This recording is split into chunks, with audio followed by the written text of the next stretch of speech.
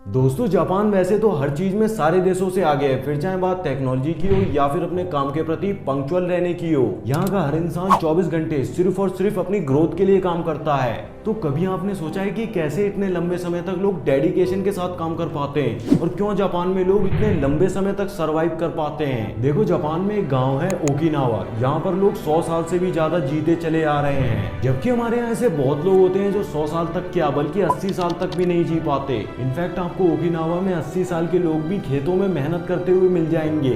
तो इस कॉन्सेप्ट के बारे में ऑथर ने इकिगाई बुक में बहुत ही क्लैरिटी के साथ एक्सप्लेन किया है। वैसे तो ऑथर ने इस बुक में जानने के लिए बहुत कुछ बताया है, जैसे कि yoga, physical activity, working life culture. लेकिन इस वीडियो में हम मेनली इस बात पर फोकस करेंगे कि इस कल्चर में लोगों की खाने से रिलेटेड हैबिट्स क्या हैं, ये लोग किस तरह से अपने खाने को खाते हैं जिसकी वजह से ये लोग इतने लंबे समय तक जीते हैं और इतनी ज्यादा बूढ़ी उम्र में भी खेतों में काम कर पाते हैं। सबसे पहले तो आपको ये पता होना चाहिए कि आपका खाना आपकी बॉडी में पचता कैसे है और आपकी बॉडी में खाना पच भी रहा है या फिर नहीं। देखो, आपके खाने का डाइजेशन आपके मुंह से ही स्टार्ट हो जाता है। हमारे मुंह में प्रेजेंट सलाइवा खाने में मौजूद स्टार्च को ब्रेक करता है। तो अगर आप स्टार्च बेस्ड फूड्स खा रहे हो तो उसका मेजर पोर्शन आपके मुंह में ही डाइजेस्ट हो जाता है। फिर जब आप अपने खाने को चबाकर निगलते हो तो आपका खाना इसोफेगस से होते हुए आपके पेट में जाता है। एक बार अगर आपका खाना आपके पेट में पहुंच गया तो आपका पेट 3 एंजाइम्स रिलीज करता है: hydrochloric acid, mucus, pepsin. Pepsin आपके खाने में प्रेजेंट प्रोटीन को डाइजेस्ट करने में हेल्प करता है, लेकिन पेप्सिन को काम करने के लिए एक एसिडिक मीडियम की जरूरत होती है और ये मीडियम है हाइड्रोक्लोरिक एसिड। अब हाइड्रोक्लोरिक एसिड जो कि बहुत ही स्ट्रॉन्ग एसिड है जो आपके पेट को भी काट सकता है,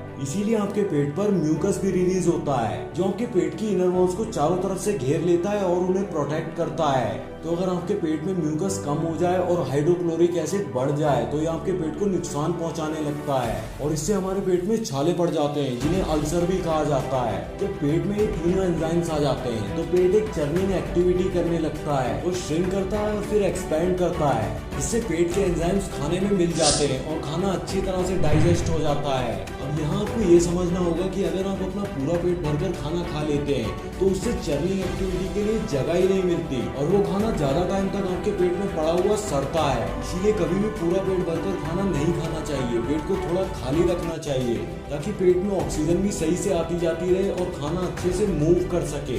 फिर खाना थोड़ी देर पेट में रहने के बाद वहाँ से निकलता है और फिर स्मॉल इंटेस्टाइन में जाता है। यहाँ उसकी मुलाकात बाइल जूस से होती है जो आपके लीवर में प्रेजेंट होता है। बाइल जूस आपके खाने में प्रेजेंट फैट को डाइजेस्ट करता है। फिर इंटेस्टाइन में पेरिस्टॉल्सिस मूवमेंट होता है, इसकी हेल्प से खाना आगे की तरफ मूव करता है। इसीलिए फिजिकल एक्टिविटी करना बहुत जरूरी है। जब आप फिजिकल एक्टिविटीज करते हो तो इंटेस्टाइन्स के लिए पेरिस्टॉल्सिस मूवमेंट और भी ज्यादा आसान हो जाता है। रास्ते में आपके स्मॉल इंटेस्टाइन्स की वॉल आपके खाने से न्यूट्रिएंट्स को एब्जॉर्ब करके आपके ब्लड सेल्स तक पहुंचा देती है और जो भी खाना सही से डाइजेस्ट नहीं हो पाता वो आपके वेस्ट मटेरियल्स के साथ आपके लार्ज इंटेस्टाइन में चला जाता है और वहां से बाहर निकल जाता है। अब जब आप बहुत अच्छे से डाइजेशन प्रोसेस को समझ गए हो तो आइए देखते हैं कि आप किस तरह से अपनी ईटिंग हैबिट्स को इंप्रूव कर सकते हो। सबसे पहले तो आपको अपने खाने को अच्छे से चबाना है, क्योंकि अगर आप अपने खाने को अच्छी तरह से नहीं चबाओगे तो आपके फूड से स्टार्च का डाइजेशन अच्छी तरह से नहीं हो पाएगा। इसके अलावा हमने देखा कि पेट एक चर्निंग एक्टिविटी करता है जिससे कि सारे एंजाइम्स फूड्स के साथ अच्छे से मिक्स हो जाएं। इमेजिन करो आपने अपने खाने को इतने अच्छे से नहीं चबाया और कोई सॉलिड फूड आपके पेट के अंदर चला गया। ऐसे में आपको उस खाने से जो न्यूट्रिएंट्स मिलने थे वो मिलेंगे ही नहीं, तो खाना खाना या फिर ना खाना क्या फायदा हुआ। इसलिए ओकिनावा के लोग 1 घंटे तक बैठकर खाना खाते हैं और आयुर्वेद के अकॉर्डिंगली आपको अपने खाने को कम से कम 32 बार चबाना चाहिए। यानी एक तरह से आपको अपना खाना खाना नहीं चाहिए बल्कि पीना चाहिए। मतलब आपको अपने खाने को इतना चबाना चाहिए कि वो आपके मुंह में ही एक लिक्विड बन जाए। Number 2, don't over it. हमें ऐसा क्यों लगता है कि हम जितना ज़्यादा खाएंगे हम उतना ही ज़्यादा एनर्जेटिक फील करेंगे और हमारी बॉडी में उतनी ज़्यादा एनर्जी होगी। अगर आप भी ऐसे सोचते हैं तो आप बिल्कुल गलत हैं। इकिगाई में कहा गया है कि हमें खाना सिर्फ अपनी 80% कैपेसिटी तक ही खाना चाहिए। पेट को पूरा भरने से वो सही तरह से चर्निंग एक्टिविटी नहीं कर पाता, जिसकी वजह से हमारा खाना सड़ता है और हमें एसिडिटी और पेट दर्द होने लगता है। इसलिए दोस्तों 80% से ज़्यादा पेट कभी भी मत भरो। Number 3, don't drink water after eating food.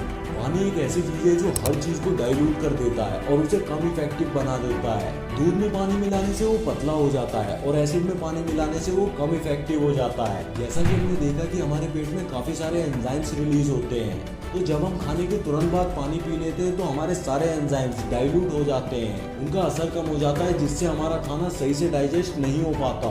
इसीलिए खाने से कम आधे घंटे बाद तक आप पानी मत पीजिए। Number 4, do some form of physical activity.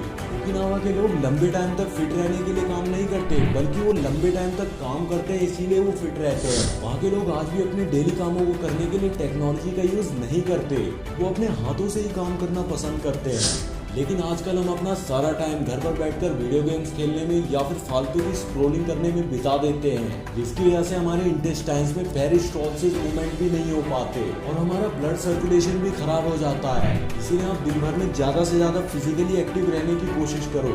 Lift की जगह पर स्टेयर्स का यूज करो, मार्केट पैदल या फिर साइकिल से चले जाओ, या थोड़ी रनिंग या फिर वॉकिंग करना शुरू कर दो।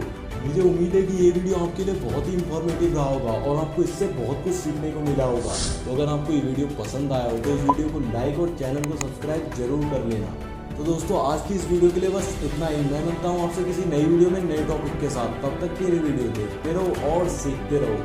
Thanks for watching. Love you all.